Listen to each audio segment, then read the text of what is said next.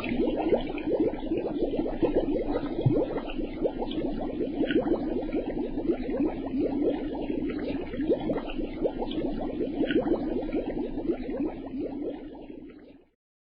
الله الرحمن الرحیم الحمد للہ والصلاة والسلام علی رسول اللہ وعلی آلہ واصحابہ اجمعین اما بعد۔ ناظرین کرام، السلام علیکم ورحمۃ اللہ وبرکاتہ۔ مسلمان کے شب و روز کے عنوان سے اس پروگرام کے ہمراہ ہم آپ کی خدمت میں حاضر ہیں۔ آج کی اس ملاقات میں ہمارا موضوع گفتگو ہے آزمائش، اور اس سے قبل گزشتہ ملاقات کے موقع پر ہم نے اس سلسلے میں کچھ گفتگو کی تھی، اور خلاصہ یہ کہ اللہ کی طرف سے انسان کو جو اس دنیا میں بھیجا گیا، اور یہ کہ زندگی کی اس نعمت سے جو اسے نوازا گیا، تو فرمایا کہ یہ بے مقصد نہیں ہے بلکہ یہ آزمائش ہے۔ لِيَبْلُوَكُمْ أَيُّكُمْ أَحْسَنُ عَمَلًا، آزمائش یہ ہے کہ تم میں سے وہ کون ہے جو اچھے کام کیا کرتا ہے۔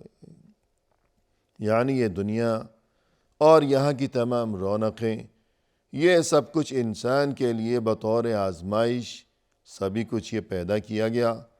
اور خود انسان کی اپنی زندگی بھی اس کے لیے بطور آزمائش اسے زندگی کی نعمت سے نوازا گیا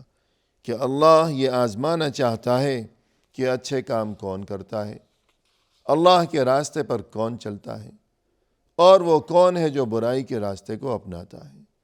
وہ کون ہے جو کہ اپنی یہ دنیا کی زندگی، جو اللہ کی دی ہوئی یہ زندگی، یہ اللہ کی مرضی کے مطابق، اپنے محسن کی مرضی کے مطابق یہ زندگی بسر کرنے کی بجائے جو اپنی اس زندگی میں من مانی کیا کرتا ہے کہ اپنی مرضی چلاتا ہے، جو اسے اچھا لگا وہ کر گزرا، اور یہ کہ یہ کبھی نہیں سوچا کہ اللہ کی مرضی کیا ہے۔ اور اس کے بعد مزید یہ کہ ہر انسان کے لیے زندگی میں آزمائشوں کے سلسلے، ہر ایک کے لیے آزمائش، امیر کے لیے بھی آزمائش، فقیر کے لیے بھی آزمائش۔ اب یہ کہ جو کوئی مومن ہے وہ ہمیشہ بہر صورت وہ راضی رہتا ہے، اور آزمائش میں وہ کامیابی سے ہمکنار ہوتا ہے، کہ جس طرح ہم نے وہ حدیث ذکر کی کہ رسول اللہ صلی اللہ علیہ وسلم نے فرمایا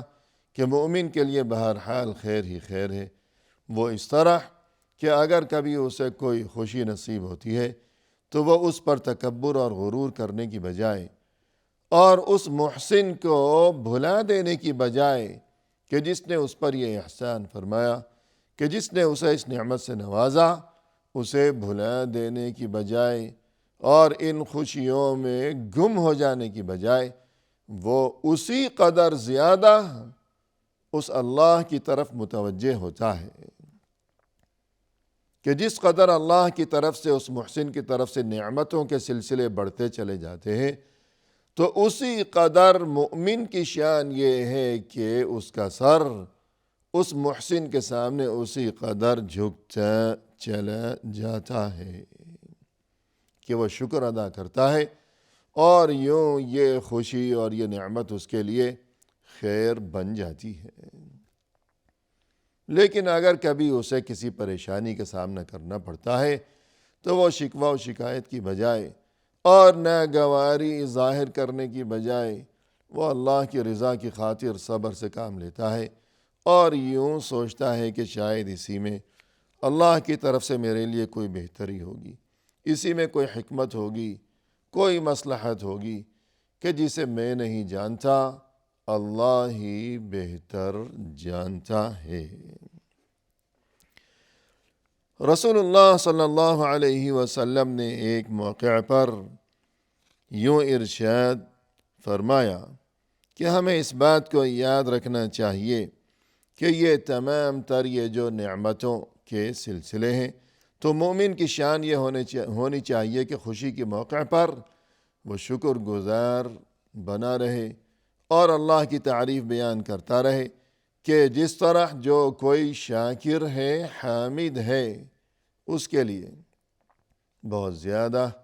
اللہ کی طرف سے اجر و ثواب کا وعدہ کیا گیا ہے۔ کہ آپ صلی اللہ علیہ وسلم کا ارشاد کہ اگر انسان کو کھانا نصیب ہو گیا، ایک لقمہ کھانے پر بھی اگر انسان اللہ کا شکر ادا کرے تو اللہ اس سے بہت خوش ہوتا ہے۔ اور پانی کا ایک گھونٹ اگر انسان نے پیا ہو اور اس پر اللہ کا شکر ادا کیا اس نے، تو اس بات پر، انسان کی اس ادا پر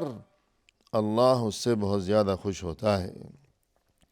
فرمائے کہ ان اللہ لیرضى عن العبد یأکل الاکلة فیحمده علیها ویشرب الشربة فیحمده علیها۔ اللہ کو اپنے بندے کی یہ بات بہت ہی اچھی لگتی ہے کہ جب ایک لقمہ کھایا ہو تو اس پر اللہ کا شکر اس نے ادا کیا، اور جب ایک گھونٹ پانی پیا ہو تو اس پر اس نے اللہ کا شکر ادا کیا۔ انسان دن بھر میں کتنی بار کتنے کھانے کھاتا ہے اور کتنے ہی لقمے کھاتا ہے، اور وہ کتنی بار پانی پیا کرتا ہے۔ حالانکہ ہمیں اپنے ذہن میں یہ بات رکھنی چاہیے کہ ایک ایک لقمہ، اور یہ کہ اگر انسان نے صرف ایک گھونٹ پانی پیا ہو اور اس پر اس کے دل میں یہ احساس پیدا ہوا ہو کہ اللہ کی طرف سے یہ احسان ہے کہ مجھے پانی کے یہ ایک گھونٹ نصیب ہو گیا، اور دل میں احسان مندی کے یہ جذبات، پھر زبان سے بھی احسان مندی کے ان جذبات کا اقرار و اظہار اور اعتراف کہ یا اللہ تیرا شکر ہے، الحمدللہ الذی اطعمنا وسقانا۔ تو یہ چیزیں انسان کو اس جانب متوجہ رہنا چاہیے کہ ایسا نہ ہو کہ بس جس طرح جانور جو کہ لاشعور ہیں، جو کہ بے شعور ہیں، کہ جنہیں عقل نہیں ہے، جنہیں سمجھ نہیں ہے، جنہیں کوئی شعور ہی نہیں ہے، جیسا کہ قرآن کریم میں فرمایا والذین کفروا یتمتعون ویأکلون کما تأکل الانعام، یہ تو کافروں کا شیوا ہے کہ وہ دنیا کی زندگی میں ان نعمتوں سے یوں فائدہ اٹھایا کرتے ہیں اور لطف اندوز ہوا کرتے ہیں اور یوں کھایا پیا کرتے ہیں کہ جس طرح کما تأکل الانعام،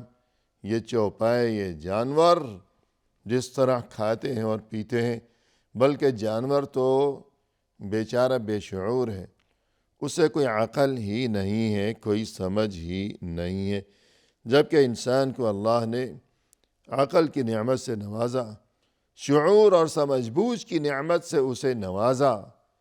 لیکن اس کے باوجود کھاتا ہے، پیتا ہے،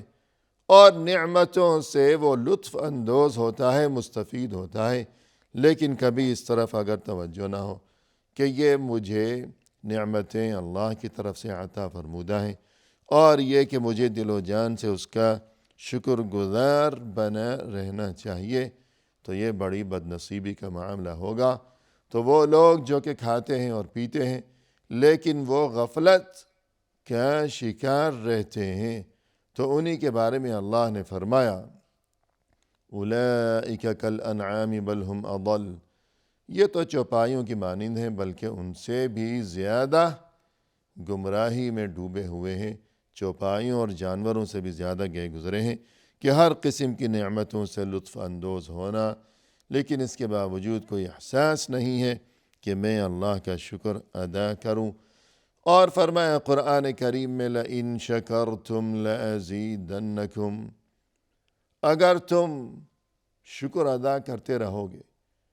تو میں تمہیں اور زیادہ نعمتیں عطا کرتا ہی رہوں گا۔ یہ اللہ کی طرف سے وعدہ ہے، اور یہ اللہ کی طرف سے خوشخبری ہے کہ اگر تم شکر ادا کرتے رہو گے تو میں تمہیں اور زیادہ دیتا ہی چلا جاؤں گا۔ اور جیسا کہ سلف میں سے، اہل علم میں سے کسی نے یوں فرمایا کہ قید النعم بالشکر، تمہیں جو نعمتیں نصیب ہیں تم انہیں باندھ کر رکھا کرو، جو نعمتیں تمہیں نصیب ہیں، تمہارے پاس جو کچھ بھی نعمتیں ہیں، تم انہیں باندھ کر رکھا کرو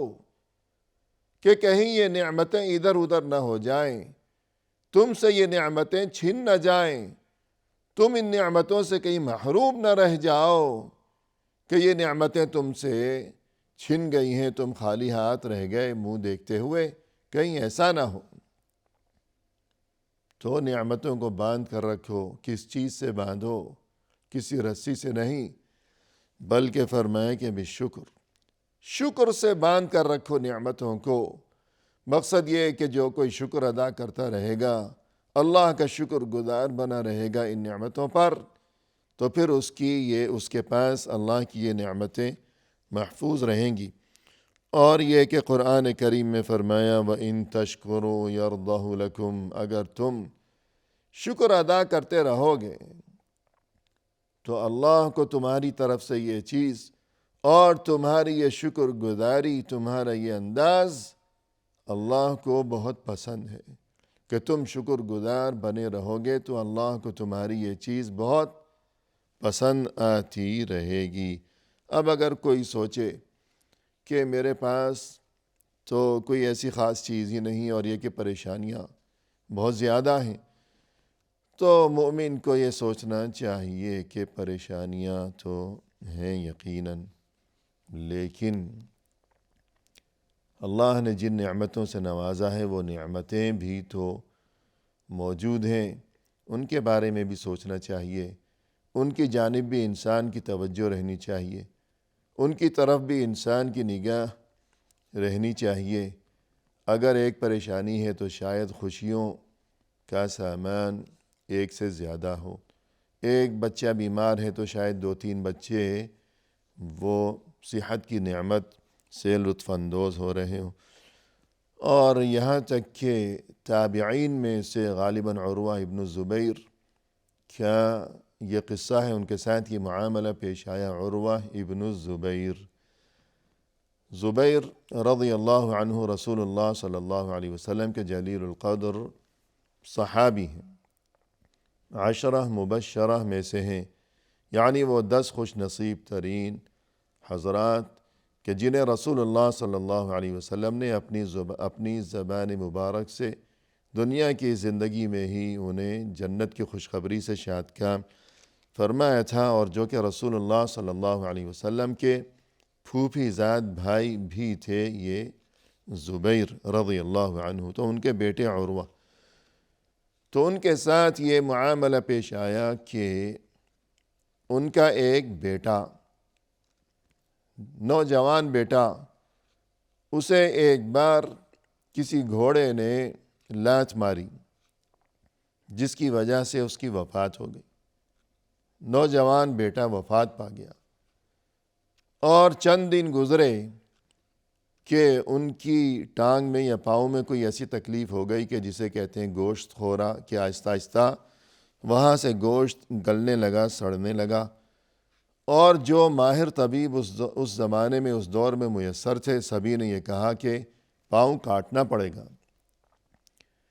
اور پھر انہیں یہ پیشکش کی گئی کہ اس زمانے میں جو کچھ بھی رواج ہوگا کہ کوئی ایسی جڑی بوٹی، کوئی ایسی چیز کہ وہ پی لیں یا کھا لیں جس کی وجہ سے کچھ بے ہوشی ہو جائے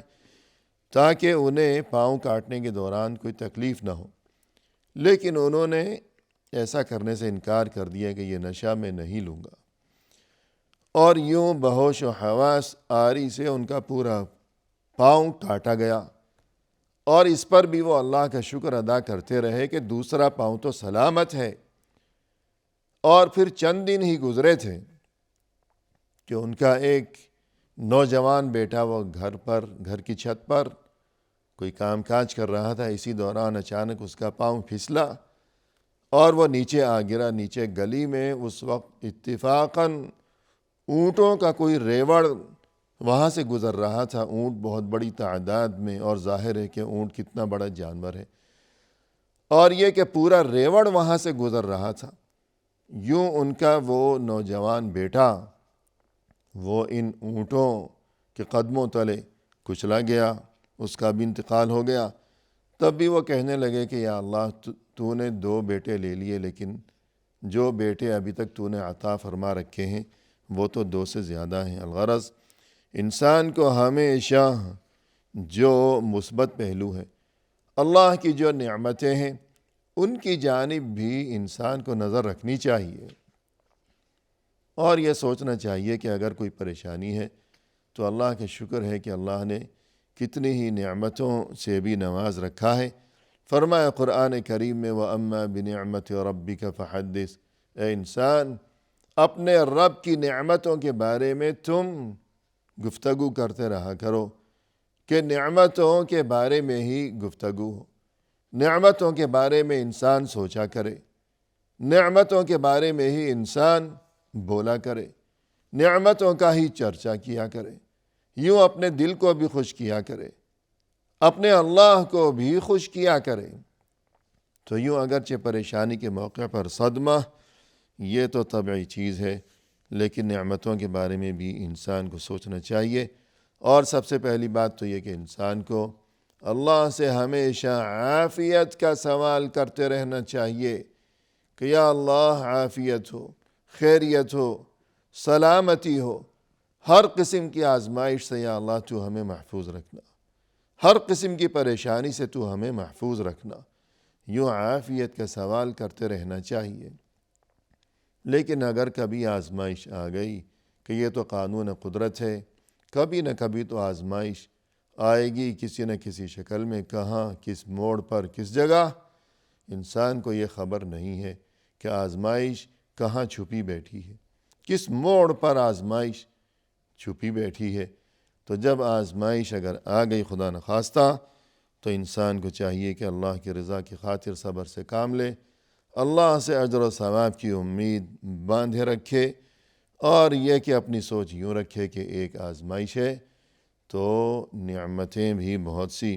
اللہ نے عطا فرما رکھی ہیں۔ تو اگر آزمائش ہے خوشی کے ذریعے تو مومن کو چاہیے کہ وہ غفلت کا شکار ہونے کی بجائے اللہ کا شکر ادا کیا کرے، اور اگر آزمائش ہے کسی پریشانی کے ذریعے تو مومن کو چاہیے کہ وہ شکوہ و شکایت کی بجائے اللہ کی رضا کی خاطر صبر سے کام لیا کرے، جبکہ جو کوئی مومن نہیں ہے آزمائش تو اس کے لیے بھی ہے۔ اب خوشی کے موقع پر شکر گزار بننے کی بجائے وہ کیا کیا کرتا ہے، اور غم کے موقع پر راضی برضا رہنے کی بجائے وہ کیا کیا کرتا ہے، اور اس میں ہمارے لیے کیا سبق ہے اور کیا پیغام ہے، یہ گفتگو لیے ہوئے انشاءاللہ آئندہ ملاقات کے موقع پر ہم حاضر خدمت ہوں گے۔ وآخر دعوانا ان الحمد للہ رب العالمین۔